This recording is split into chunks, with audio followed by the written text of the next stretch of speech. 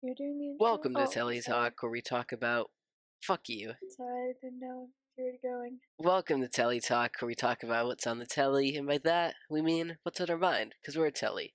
I'm Tyler, and I'm sick, but I still want to talk about Over the Garden Wall. And I'm Soul.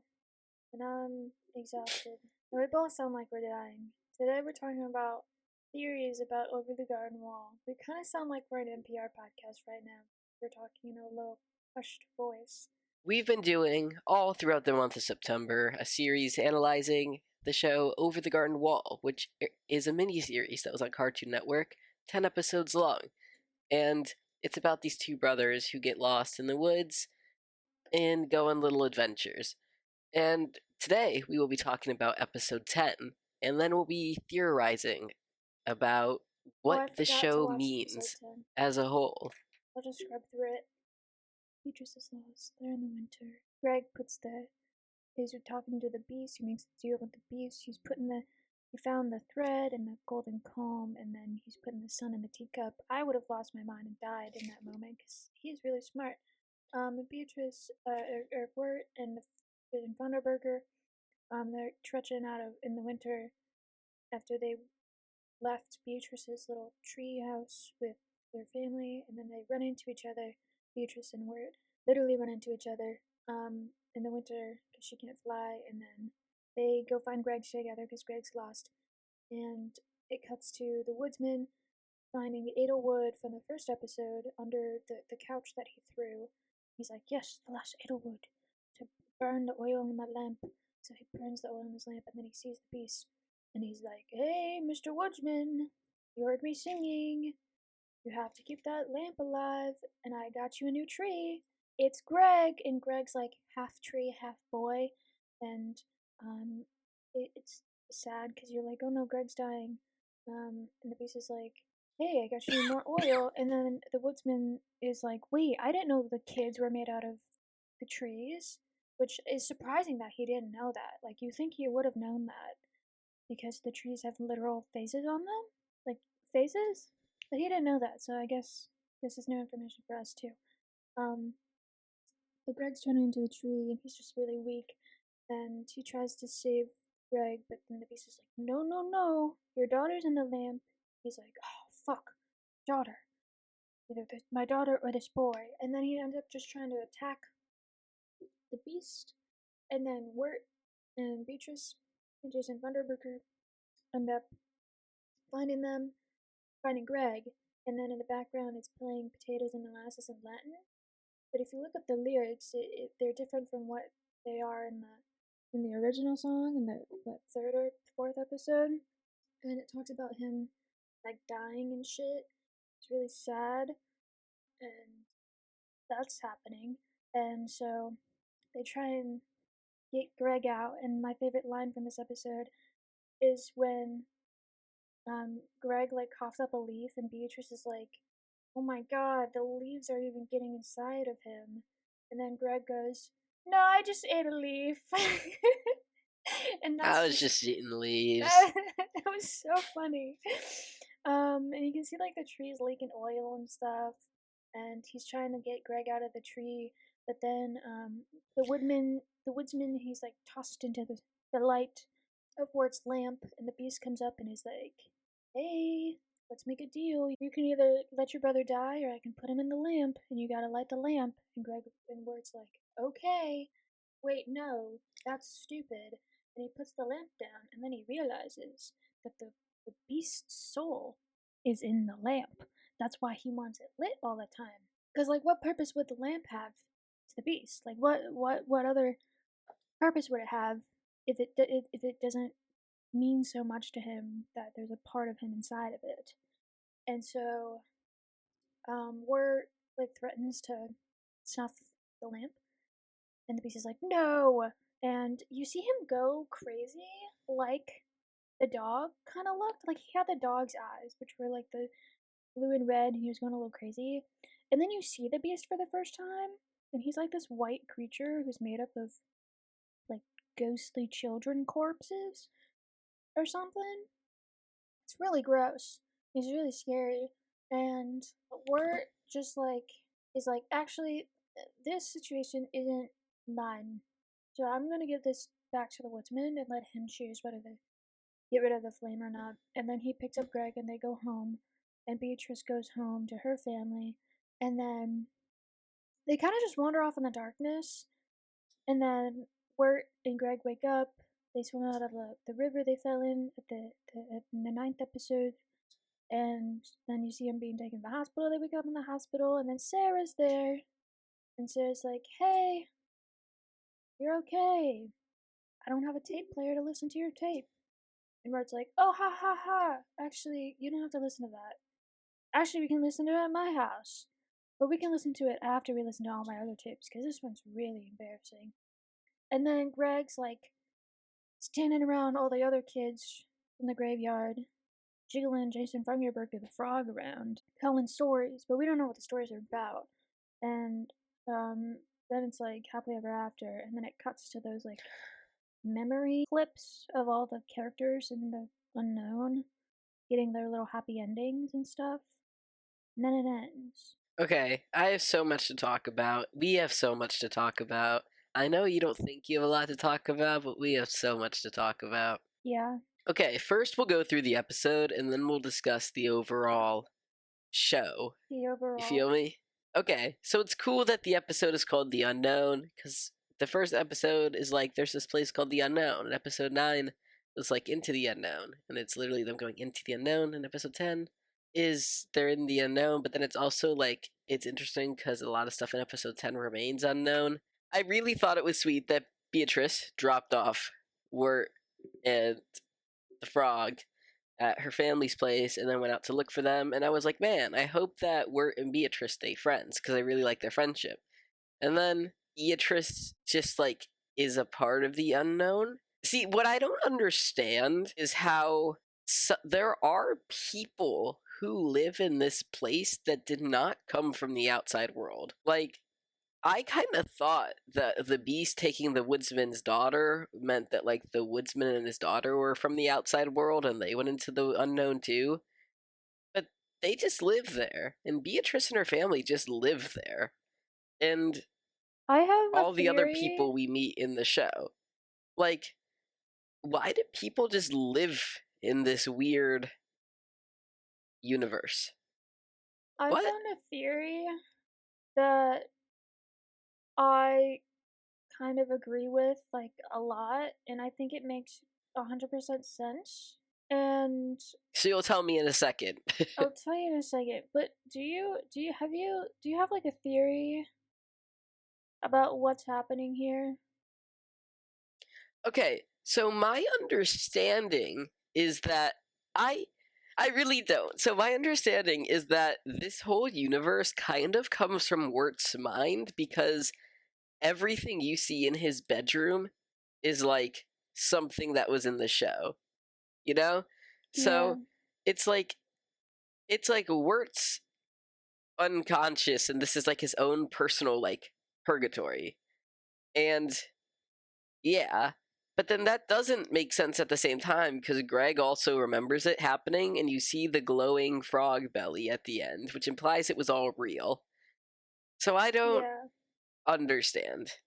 So the theory that I found, and it's like this hour-long video essay that I found on YouTube, and it goes so in depth about how the unknown is like the whole thing is just within Ward's mind, and it represents his like fears and like the beast is his hopelessness and insecurities.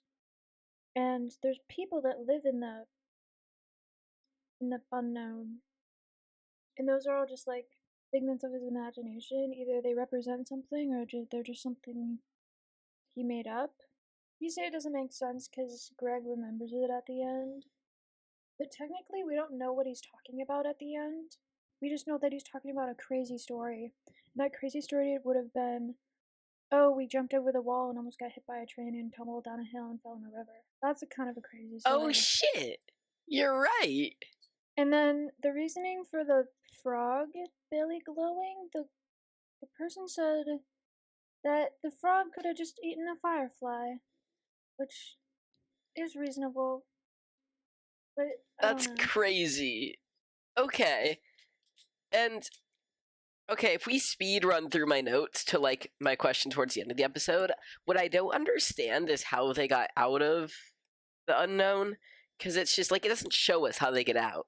We're just like, okay, bye, Beatrice, and then they What? wake up. It's like he completes his character arc in his mind when he like stops blaming Greg for things and like takes responsibility for himself and Greg as like an older brother, and then once he has that like internal peace, he's able to externally wake up. No, I don't really know why he woke up, but I agree with what you said. Okay, cool. Back to the episode. Greg is with the Beast, and he's doing these little tasks, and they're like really weird things. Like he has to find things for the Beast, and it's my understanding that the Beast knows that Greg like is never gonna give up hope by himself.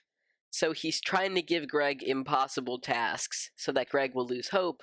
But Yeah. Greg is just so creative that he's able to complete the impossible tasks.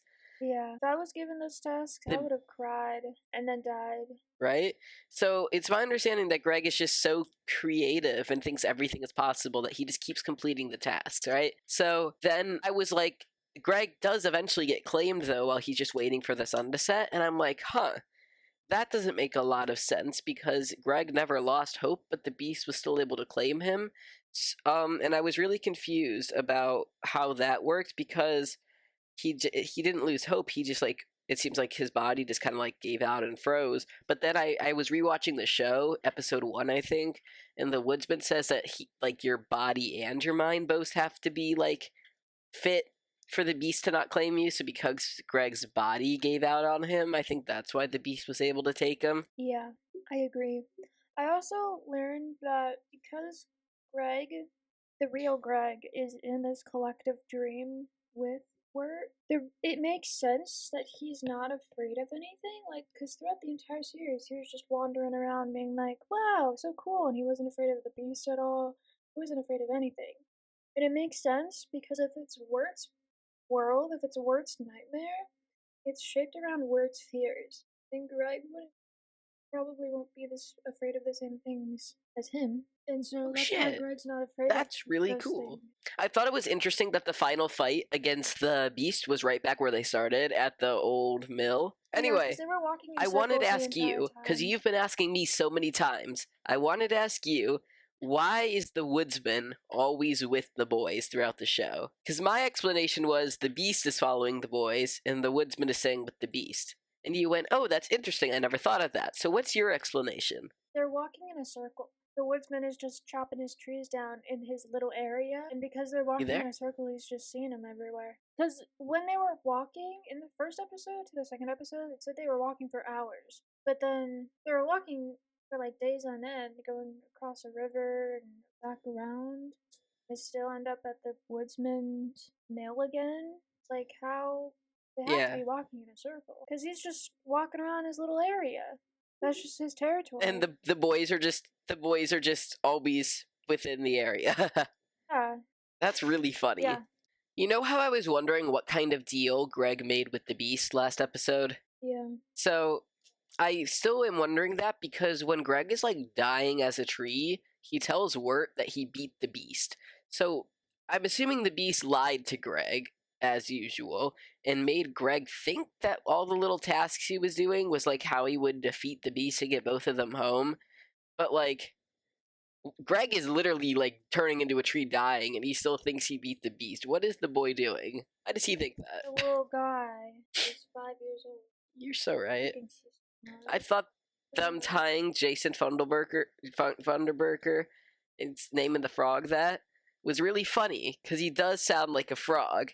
And also in the first episode, the Beast like kind of gives the boys each a task, and it's like kind of like that's how you'll get out of this. And he tells Wirt to like take care of him and his brother, which Wirt does at the end, and that's how he does it. And he tells Greg to give the frog a real name, and then when Greg is like, Jason Funderburker is a perfect name for my frog, then they're able to leave the thing. And I'm like, yay, they completed both tasks. And I thought that was a fun detail. With the train song. Look up the lyrics. That was a very death song, and it was very applicable to the show. Of an old bluegrass song. Yeah. So this furthers this song very much furthers like a death theme, and it fits with all the things that happen in the show. Mm-hmm. And then it's like, oh, this isn't where you belong because they weren't supposed to be there. Interesting, because it wasn't their time. I want to talk about the lantern. Can we talk about the lantern? Yeah. So the Beast tries to make a deal with Wirt when Greg's dying, and it's like, I could save him by putting a soul in the lantern for you. And I think it's kind of funny he did that right in front of the woodsman, because I know the woodsman was knocked out, but like, imagine the woodsman wakes up and it's just like, hey, sorry, man, I replaced your daughter's soul with my brother's.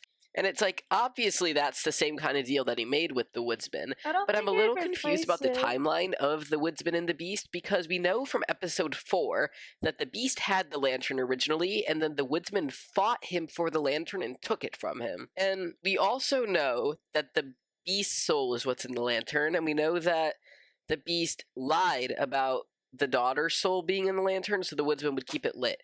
So I don't fully understand the timeline of the beast having the lantern, the woodsman taking the lantern from him, and then the beast convincing the woodsman that his daughter's soul was in the lantern.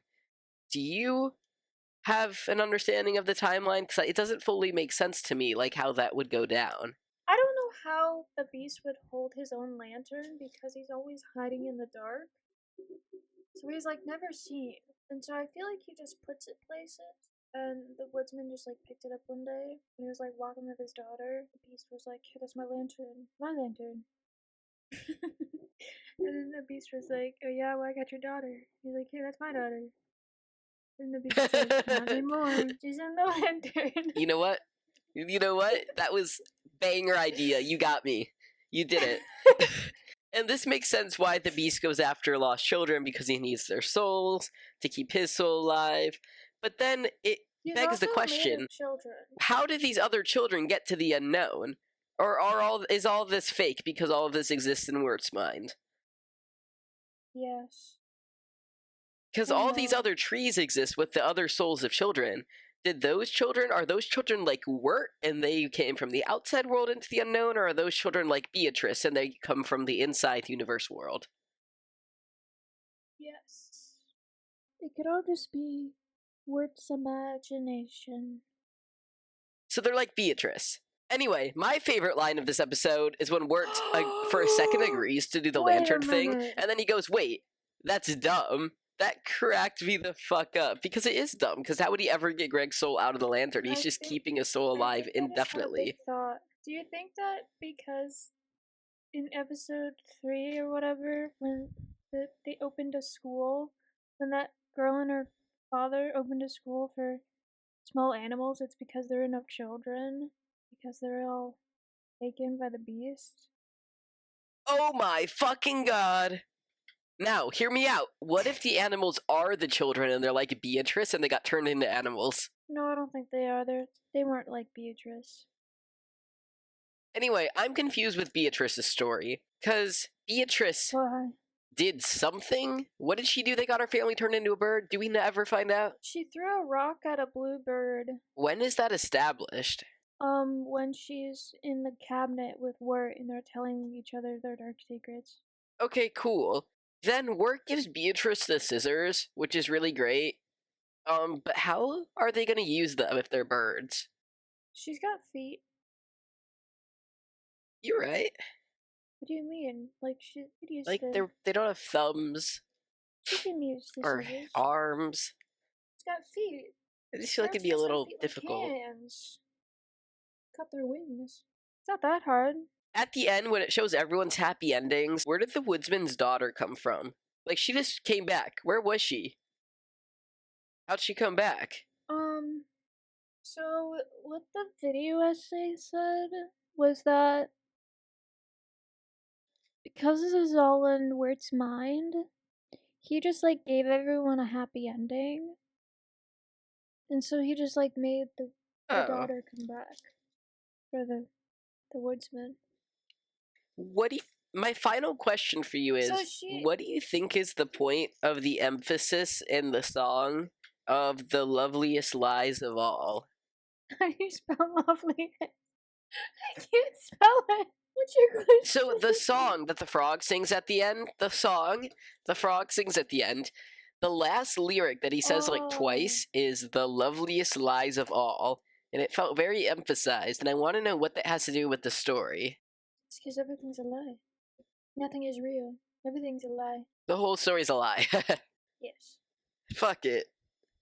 Anyway, about the turtles that we've established so many times are just turtles. Yeah. I've done a lot of digging. And while you're right about it being an on purpose imperfect stitch in the quilt, there are other quotes about from the creator where he talks about Auntie Whispers eating the turtles is like she's eating sins. And then that is why the turtles turn the dog evil, because the turtles like represent sin. And I thought that that was interesting. A lot of people theorize that the turtles work for the beast and they're like little spies, but I don't see any evidence for that in the show. But it seems like a really widely accepted theory. I agree with your imperfect stitch in a quilt thing, but I do think it's cool that like they are everywhere and they potentially represent sin. And that brings us into the Inferno. Is that what you meant when you told me that the show follows a popular story? Yes. Would you like to tell us about that? Would you like to share with the class? This story kind of directly follows the same things as Dante's Inferno. And each episode, it's kind of like they're going through another layer of hell. And there's even characters in the show that have the similar or same names as characters in the story. There is a really great, like, 35-minute video essay on YouTube about this topic that we should just put in the description so that way we don't have to repeat everything that was said in the video essay. But it's really, really cool that Dante in Dante's Inferno has a lot of similar character traits as Wirt. They're both, like, poetic little guys who are, like, being led into hell. From the video essay, I got that Dante's hell in the story is kind of personalized for him in the same way that this is personalized for Wirt. So if it's all coming from Wirt's head, if it's kind of like a hell purgatory type of thing, this does imply that Wirt is like drowning in the lake, but then he's kind of not supposed to be dead yet, so he comes back to life. But this whole dream thing happened as he was like dying, kind of, so he's in this little purgatory state, which adds layers to that theory. Every episode matches with the layer of hell that its episode is like with, like the first episode matches with like the first layer, and there's a lot of evidence for that. But I do think sometimes it's a little bit of a reach, because I feel like you could pull things from multiple episodes that match that like different layers of hell. But there are some like really, really interesting specific details that match like super well, like the frogs going into the mud in the wrath episode corresponding, and people getting punished for wrath by like drowning in mud. Like some things match so well, it's like that was definitely on purpose. It was really cool that they got on the boat to cross like the river without paying, because in Dante's Inferno they don't pay to cross the river in hell. You have the dog beast at the first layer, right? And that goes with like Cerberus type of shit. There's a lot of layers with. You should just go watch the video essay. It works really, really well. It's really cool, like how accurately it matches. There's even a character named Beatrice in both, but they are different characters. It's cool that they took the little name. Oh, there was another cool detail in the show. You know, at the beginning of the show, when you see two boys playing with a boat in a stream, and it's the same boat that they rode on. Yeah, those are the McLaughlin brothers. Yeah, it was like real brothers who like did a lot of fairy tale shit. That was cool. That's they a cool made board detail. games in the 1800s. After watching the beginning and end of the show, I really liked that you see Greg take the rock and then put the rock back. Yeah. I thought that was cute. It's fun to see little details, like you see Beatrice and her dog at the beginning, and then you see like the house she's living in is the mill that the woodsman took over that he found abandoned, and that's why the dog was there. And you see a bunch of like bird stuff all around the home. There's a lot of like really cool details about how things line up, and I think this is a really well made show, and how they connected so many details so well in such a short amount of time. Like, this is the best piece of media I've ever seen, with like Everything was so short, and they had so much silly moments, but still everything connected and like flowed so well and had good character growth. It was cool that they used animation as a new medium to tell the classic story of Dante's Inferno because it kind of made the story like kid friendly, Yeah. and you were able to like see the story in a new way. That was really cool. I thought that a cool detail showing you that the stuff that's happening, because you know how I was asking if time was passing while they were down there, and obviously it wasn't. Then in episode 9, you see that it's a half moon, and while they're in the unknown, you see that it's a half moon. So I think that's a cool detail to show it's like the same night. I was wondering if Beatrice was real, and it seems like she's not real if this was all Wirt's imagination.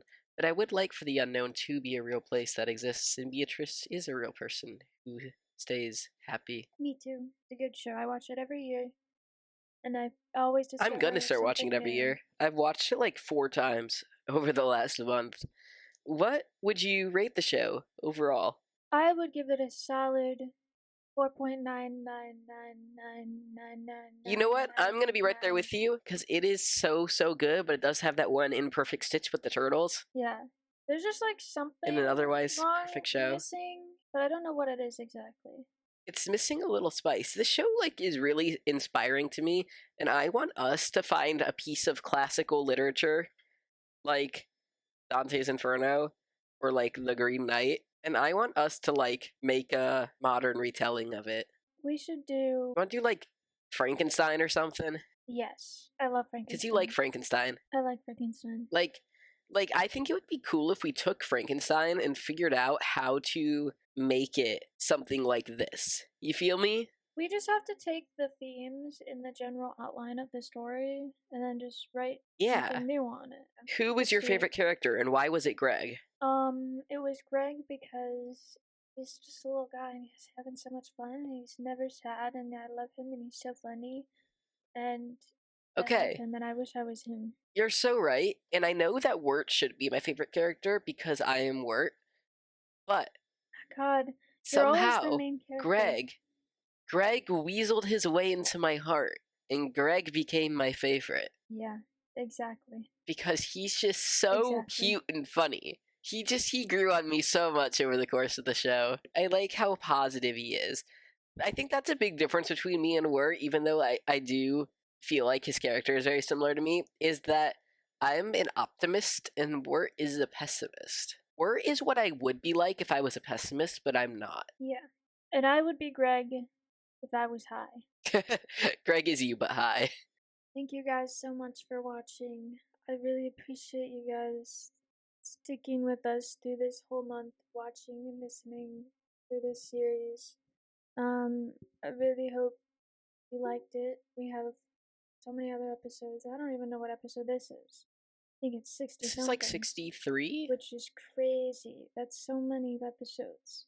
We've been doing this for almost a whole year now. And, no, we're so far from a year. I don't know why I said that. We've done this for 6 months now, and it's been so fun. And next month we're watching Scream 3 through 7, or however many there are, because there's so many, and I'm gonna be sick of them by the first one. But that's okay. I'm excited. I think that Dipper Pines is me, but a cat. Like, I'm a dog, and Dipper Pines is me, but cat. Okay. Goodbye. Goodbye. Oh my god, there's a puffle party going on. Wait, that's so exciting. We can get puffles.